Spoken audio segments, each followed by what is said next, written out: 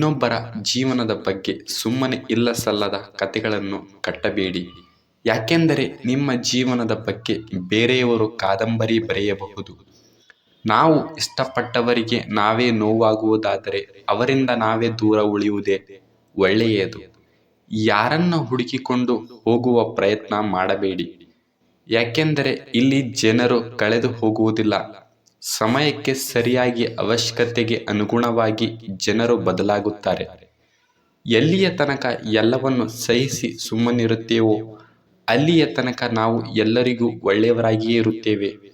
ಒಂದು ವೇಳೆ ಅನುಭವಿಸಿದ ಅನ್ಯಾಯವನ್ನು ಬಾಯಿ ಬಿಟ್ಟೆವೋ ಆಗ ಎಲ್ಲರಿಗಿಂತ ಹೆಚ್ಚು ಕೆಟ್ಟವರಾಗುತ್ತೇವೆ. ಜೀವನದಲ್ಲಿ ಸೋಲು ಕಂಡ ವ್ಯಕ್ತಿಗಳ ಜೊತೆ ಸ್ವಲ್ಪ ಹೊತ್ತು ಕುಳಿತುಕೊಳ್ಳಿ. ಏಕೆಂದರೆ ಅವರ ಬಳಿ ಅಹಂಕಾರವಿರುವುದಿಲ್ಲ. ಬದಲಿಗೆ ಒಳ್ಳೆಯ ಅನುಭವಗಳು ಸಿಗುತ್ತದೆ.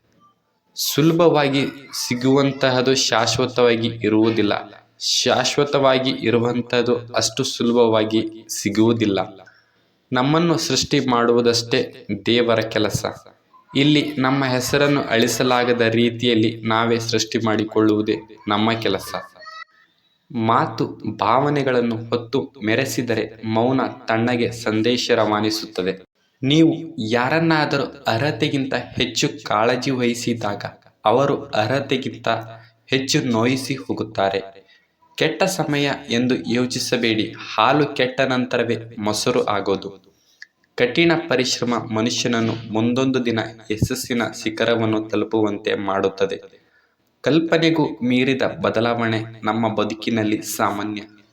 ಮರಕ್ಕೆ ಬೇರು ಎಷ್ಟು ಮುಖ್ಯವೋ ಮನುಷ್ಯನಿಗೆ ನಂಬಿಕೆ ಅಷ್ಟೇ ಮುಖ್ಯ. ಬೇರು ಇಲ್ಲವಾದರೆ ಮರ ಉಳಿಯುವುದಿಲ್ಲ. ನಂಬಿಕೆ ಇಲ್ಲವಾದರೆ ಸಂಬಂಧಗಳನ್ನು ಉಳಿಯುವುದಿಲ್ಲ.